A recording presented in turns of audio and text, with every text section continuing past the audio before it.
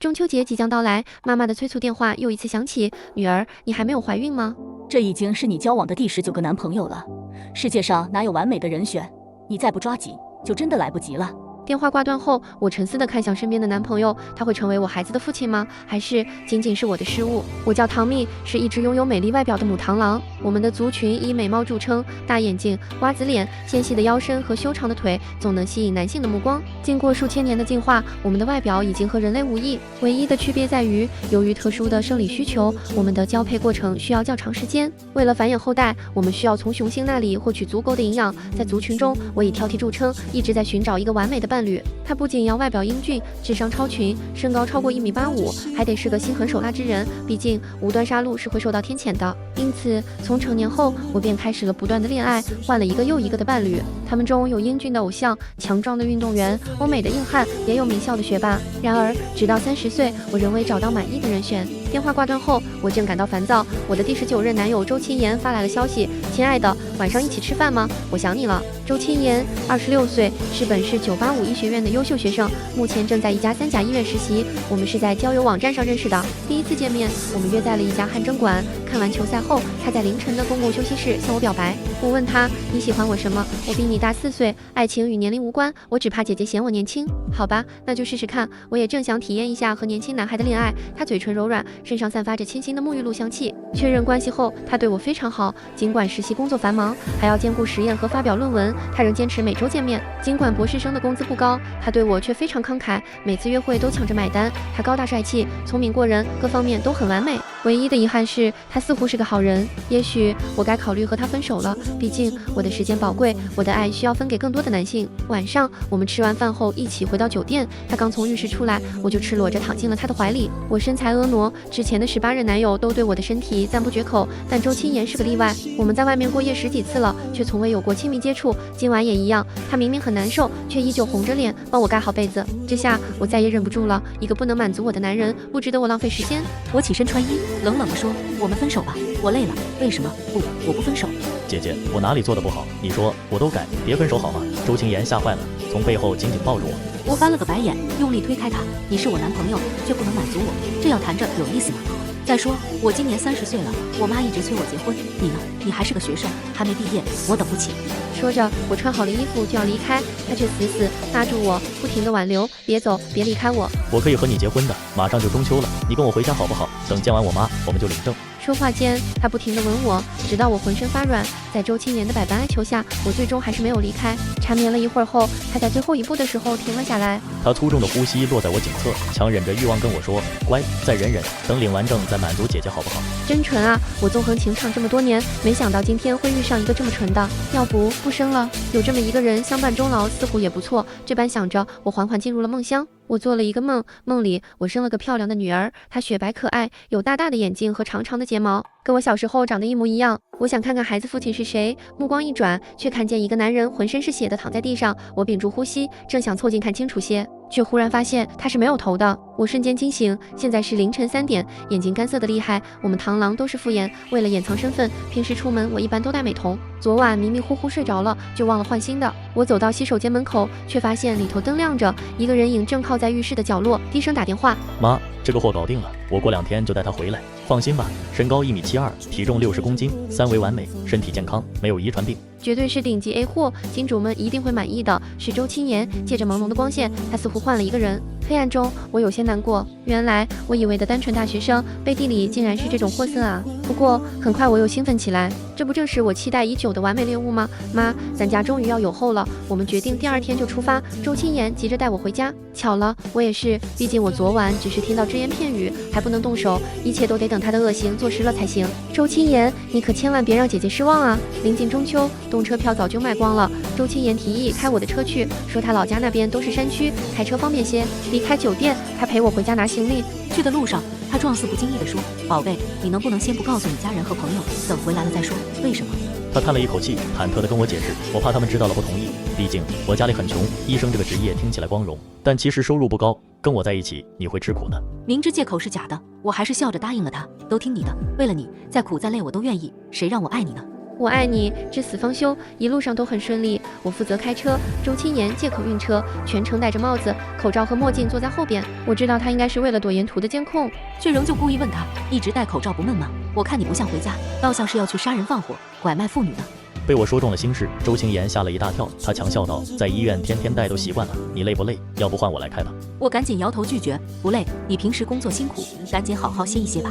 毕竟享用美味的好日子就快到了，我还需要他保存体力呢。开了10几个小时的车后，第2天早上，我们终于到了周清言家位于中部省份的一个小村子里。下了国道，还要开车几10分钟进山，一路上全是岔路，导航也频频出错。如果没有本地人带路，外人是很难找到这里的。刚到村口，我们的车便被一群人围了起来，他们当中有老人，有孩子，有婴儿，还有一些尽管穿着普通，却拿着苹果最新款手机的男人，唯独没有女人。不应该的，一般像这样的贫困农村，最多的便是老人，其次是带孩子的女人，男人们则大多外出打工，养家糊口。这个村子有问题。我又想起了周清言那晚的电话，他说我是顶级 A 货，还说金主们一定会满意。那么谁是金主呢？车外这些表面淳朴，实则对我垂涎欲滴的男人吗？车子在人群中缓慢地穿行，我故作不安地问，他们怎么都在看我，感觉怪怪的，要不我们还是去县里住酒店吧。周清言扫了一眼外头的人，拍拍我的手以示安抚。别怕，我们村的人都比较热情，估计是听说我带女朋友回来了，所以都想见见你。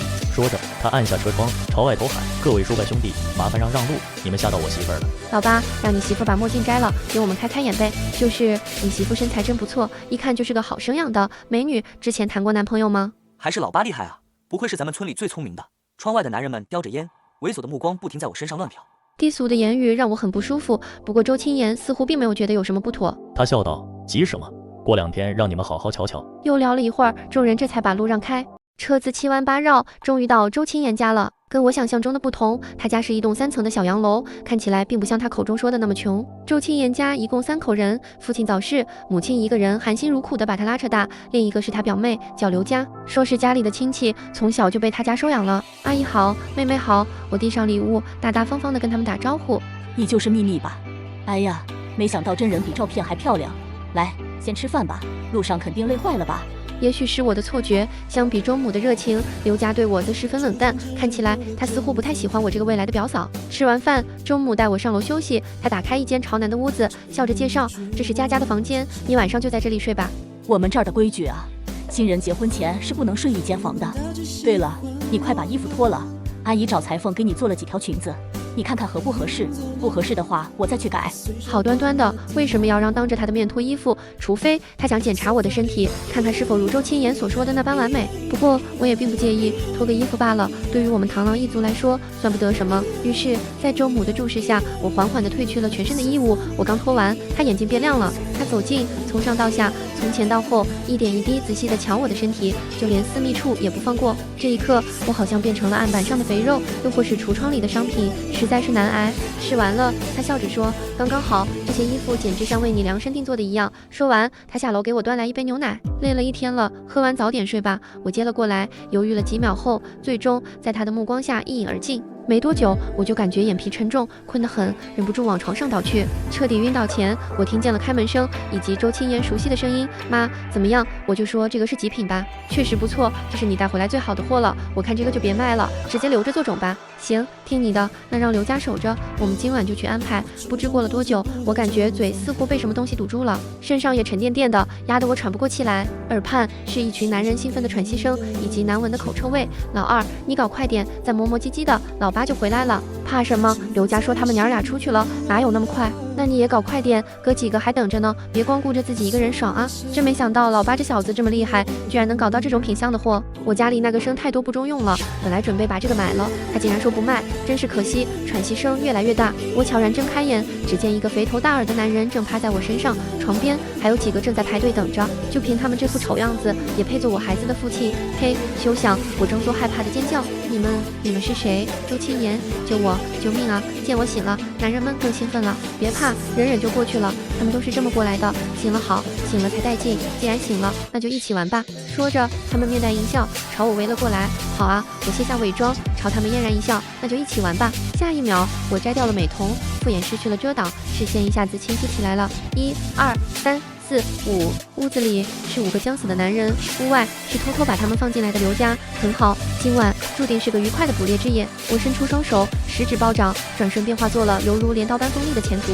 啊，这是什么妖怪啊？我轻笑，还不跑，想找死吗？几个男人一下子吓得屁滚尿流，他们纷纷提着裤子往外跑。人在极度恐惧下，往往会激发超常的潜能。我追出去的时候，他们已经跑进了后山。说起来，除了小时候在山林里抓虫子和野兽，我都好久没体验抓捕猎物的感觉了，真是令人期待啊！夜里，山上漆黑一片，巨大的树丛随风摆动，远远看着如同鬼影一样。不过，鬼哪里有人可怕呢？他们跑得很快，藏得也不错，可惜啊，很少有猎物能从我们螳螂手下逃脱。黑暗中，他们的一举一动全都无处遁形。咦，找到你了呢！我娇笑着拍了拍第一个男人的后背，他刚转过身来，我利刃般的双手便轻松划破了他的脖子，鲜血喷涌而出，惨叫声还来不及响起，便已湮灭在喉间。接着是第二个、第三个，杀人的感觉当真是美妙啊！怪不得族里的姐妹们有的年纪轻轻就找了雄性交配。5个男人都杀完后，我慢悠悠地晃荡着，最终在一处山洞里找到了刘家。看到我，他吓得浑身颤抖，惨白着脸不停往后躲，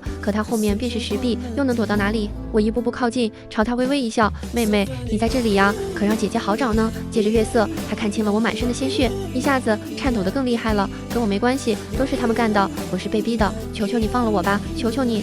好啊，告诉我村子的秘密，我就考虑一下，否则你会跟他们死的一样惨。我说完，刘家脸色灰败地瘫坐在地上，接着他开口了。夜风吹来，浓重的血腥味在空气中飘散，而我也从刘家口中知道了比这血腥味还要可怕的一切。我刚烧掉脏衣服，周青言和他母亲就回来了，看到我，他们有些吃惊，毕竟那牛奶里下了大量的安眠药。只不过这些常见药物对我来说没多大用。周青言问：“这么晚，你怎么还没睡？我做了个噩梦，吓醒了。”周母朝我身后张望：“刘家呢？我担心你一个人害怕，特意让他陪你睡的。”我摇摇头，我不知道，房间里就我一个。周母一下子怒气冲天：“死丫头，难不成跑了？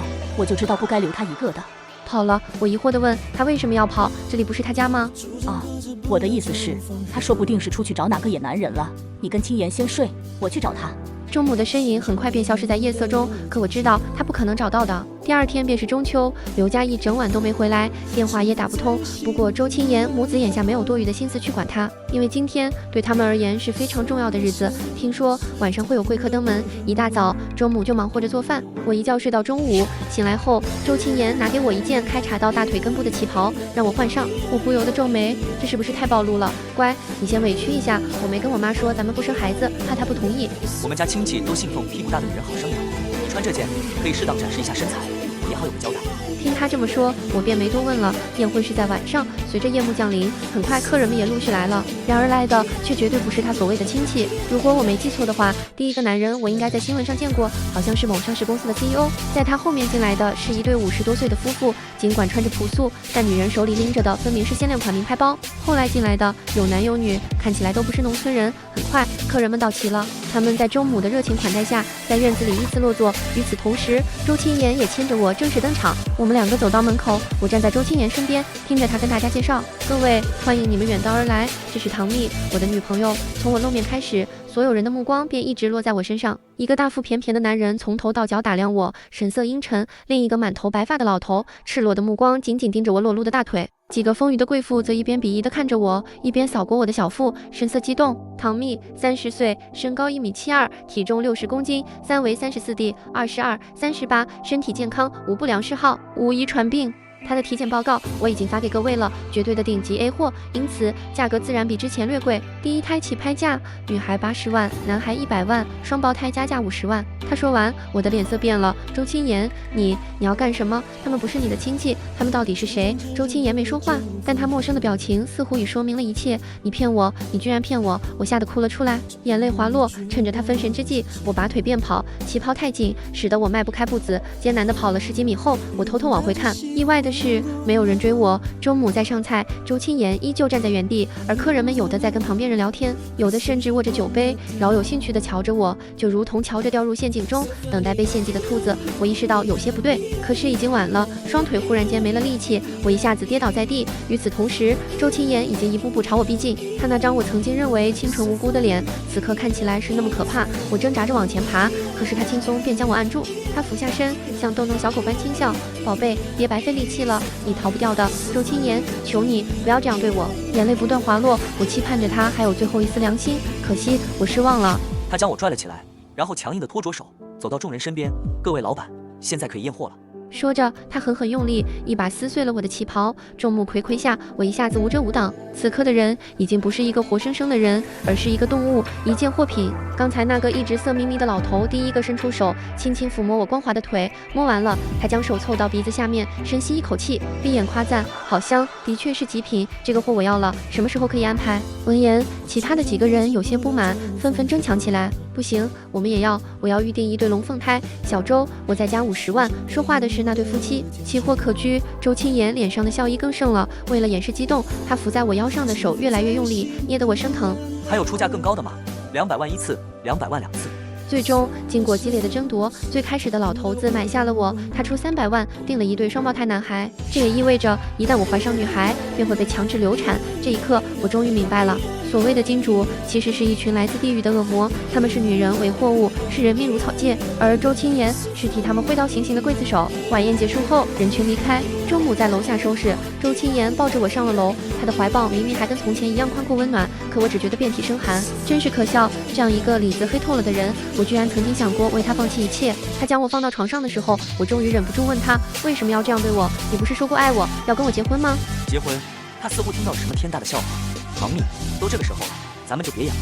你真的以为我什么都不知道是吗？我问他，知道什么？我的身份吗？你长得漂亮，身材又好，还有钱，为什么会看上我？不过是因为我的脸好看，又是个博士，带出去让你有面子罢了。知道我为什么一直不碰你吗？因为只有这样才能将你骗到手啊！你们女人都是一个德性，年轻时喜欢成熟的，年纪大了又喜欢找嫩的、纯的。我要是不假装单纯专一，又怎么能骗你上钩呢？我猜你睡过的男人应该不少吧，但我玩过的女人也多。这样看起来，咱俩其实还挺配的。原来如此，我笑了起来，最后再跟他确定。所以你不打算放了我是吗？周青言伸手轻柔地抚摸我的脸，可是说出来的话却残忍无比。宝贝，你给金主生一对双胞胎，我就能赚300万，这可是300万呐！你知道一个主任医师平均工资是多少吗？这是我周青言单靠自己一辈子都不可能挣到的数字，更何况这胎生完还有下一胎。你说说，有什么比钱更重要呢？你也别怨我，只要你听话，我会好好对你的，好吃好喝的给你伺候着。只要你愿意，甚至我们还能跟从前一样，是吗？这一刻，我都有些佩服他了。前脚把我送进了火坑，后脚还来给个甜枣，也怪不得刘家会对他死心塌地。说完，他拿起一个注射器，缓缓扎向了我的肚子。你给我打的什么？你说呢？他微笑着，一脸期待地盯着我的小腹。我明白了，是排卵针，他需要我的卵泡尽快成熟，好马上给金主们生孩子。消完毒，他给我换上了干净的睡衣。我忍不住按住他的胳膊，问：“那现在可以给我睡了吗？”周青言一愣，他难以置信地瞧着我，眼中微微流露出一丝愧疚。唐蜜，事到如今，你居然还喜欢我，你们女人可真奇怪。是啊，他可是我最爱的男朋友啊，也是我精心挑选的猎物。不给睡，怎么生孩子呢？眼看着周青言神色似乎有些松动，我正期待着，谁知楼下忽然传来了那红红的叫骂声。很快，一群人怒不可遏地冲了上来，来的人很眼熟，都是那天围着我们的村民。好事被打断，周青言不悦地问：“怎么了？我都说了这个种不卖。”老爸，这个女人有问题。为首的男人着急地开口。老二他们几个昨晚偷偷来找他，可一直没回去。他老娘找了1天都没找到人。村子这2天没来外人，肯定是这娘们干的。他说完，周青言的脸色变了，刚刚那个假装温柔的男人消失得无影无踪。他冷冷地盯着我。唐蜜，他说的是真的吗？周老二他们昨晚来找过你？肚子那里打针的地方胀胀的。我们螳螂一般都是多胞胎，不知道打了这个针会不会更多。想到一下子要养一堆孩子，我简直烦得要命。我摇摇头，跟他们装傻，我听不懂你们在说什么，生怕他们把我带走。周母也忙在旁边帮腔。是啊，他娇滴滴的，怎么可能是老二他们的对手？你们是不是搞错了？说不定是去县里找女人去了。闻言，众人一下子有些犹豫，眼看着就要糊弄过去了。周青言却忽然脸色阴沉下来，他抓起一把刀抵在我的脖子上，眼神狠厉。不对，刘家也不见了。说，你把他们弄哪儿去了？随着他话落，所有人都对我面露凶光。快把人交出来，否则我们现在就杀了你！交出来！哎，看来是瞒不过了。行吧，就让他们做个明白鬼吧。别杀我，我知道他们在哪，我带你们去。周青言绑住我的双手，压着我往后山走。为了怕我有后手，其他人则跟在后头。走到半山腰的时候，周青言问：“人呢？急什么？你帮我把美瞳摘了，我有点看不清。”随着他的动作，我的视线清晰了。我向四周看去，月色下，无数的树枝和草木在轻轻晃动着，沙沙作响。可我知道，这不是风，而是我隐藏在暗处的同类。来之前，我以为自己一个人就能搞定的，可没想到，整个村子竟然都是脏的。昨天见到村口那些人后，我就偷偷给我妈发了消息，让她赶紧带着同族过来。毕竟这一村子的恶人全都死有余辜，有了他们，姐妹们也不用满世界找食物了。笑声、哭声、呻吟声、惨叫声此起彼伏的在山间回荡，惊起一片鸟雀。周青言看着眼前这香艳又血腥的一幕，吓得定在了原地。好半天，他终于想起来要跑，可刚走了没几步就被我追上。我上身还是人类的形态，肚子却鼓得很大，前足和四肢也露了出来，看起来似人非人，似妖非妖。他的表情好像见了鬼，勉强张嘴，哆嗦着问我：“唐蜜，你到底是个什么东西？”我微微一笑，歪头瞧着他：“周医生，认不出来吗？我是螳螂啊！你平时在实验室解剖小白鼠时，没研究过我们吗？在自然界，我们也算有名呢。”螳螂，周青言喃喃念叨着，蓦地，他似乎想到了什么，一时间冷汗涔涔，脸白如纸。想起来了，拜你所赐，我们本来一胎就生得多，你刚刚又给我打了排卵针，这可如何是好？你的那个金主年纪太大了，肯定是受不住的，不如你替他吧，可好？反正你可是我男朋友呢。说完，我俯下身将他按住，缓缓脱去了他的衣裳。这件事我早就想干了，却没想到竟是在此情此景之下。我是体验过男欢女爱的，可这一次似乎跟以前不太一样。也许是因为妈妈和姐妹们都在，也许是因为在野外，也许是因为我对周青言感情复杂。总之，我体验到了从未有过的愉悦。不知过了多久，也许是3个小时，又或许是更久。当周围的男人们逐渐没有动静后，周青言的瞳孔也开始扩散了。他的衣服已经粉碎，浑身上下伤痕累累。这个我曾经喜欢过的、以为干净纯粹的男人，终于变脏了。又或许他早就脏了。一切结束后，小腹里似乎有一股热流在汇聚。我知道我怀孕了，而孩子的父亲很快就要死了。就在他临死前的最后一刻，我凑近他耳边，轻声跟他告别：“周青言，你放心，我会好好把咱们孩子养大的。当然，他们不会知道你的存在，因为你不配。”我从他身上爬起来，抬头看向了天空。今天是中秋，月色皎洁，又大又圆，挂在半空中像个冰皮月饼。本该是阖家团圆的日子，只可惜有些人永远见不到家人了。昨晚刘家在这里告诉了我村子的一切，整个周家村的人都是魔鬼，因为穷，男人们娶不到老婆，便靠买，老婆有了，孩子有了，他们又打起了新的主意。反正女人们都是花钱买来的，生一个也是生，生10个也是生，那不如多生一些，也好卖了换钱。刘家是周青言的初恋，也是被他骗回来的第一个女人。周青言把她卖给了村子里一个70多岁的老头子，后来老头子死了，刘家跑了几次都被抓了回来，一番毒打后，有人提议干脆杀了他。周青言说人是他带回来的，便由他来处置。他把他带回了家，伺候周母，偶尔会给他一些甜头，跟他说等钱挣够了就娶她。慢慢的他就不跑了，就这样留在了周家。然而黑暗是没有尽头的，周青言不在家的时候，村子里的其他男人又经常半夜来欺负他。周母对此睁一只眼闭一只眼，反正这样的女人是一辈子不可能当她儿媳妇的。昨天周老二他们见到我之后便动了邪念，看见周青言母子出门，便逼着刘家开门，并且在门口把风。刘家被打怕了，不敢不从。至于代孕的事，是周青言学医后开始的，一伙地下组织找到了他，他们负责找买家，周家村负责找孕母。早在我之前，他已经带了很多女孩回来了，有的卖了，有的不知所踪。这样的人实在死不足惜。天蒙蒙亮的时候，我们终于把所有的尸体都处理好了。借着山林的掩盖，族人们如同来时那般又悄悄离开。我躺在山顶上，静静地看着日出，又是新的一天了。朝霞如火，白云在脚畔升起。谁能想到呢？这么美丽的村庄，却掩藏着这么多的黑暗。女儿，该走了。妈妈拍了拍我的肩膀，你放走的那个丫头，要是听话去报警，这会儿警察应该快到了。随着他话落，警笛声在山脚响起，尘土飞扬，无数辆车正在朝周家村驶来。终于来了，也不知道还有多少女人活着，还有那群金主们，以他们的势力，真的会被抓吗？我不知道，可眼下我没有能力再去动手了，我得先把孩子生下来。我们回了族中，几个月后，我生下了一对3胞胎，3个都是女孩，2个像我，一个很像周青言，跟我想的一样。她们聪慧漂亮，是全族中最出色的存在。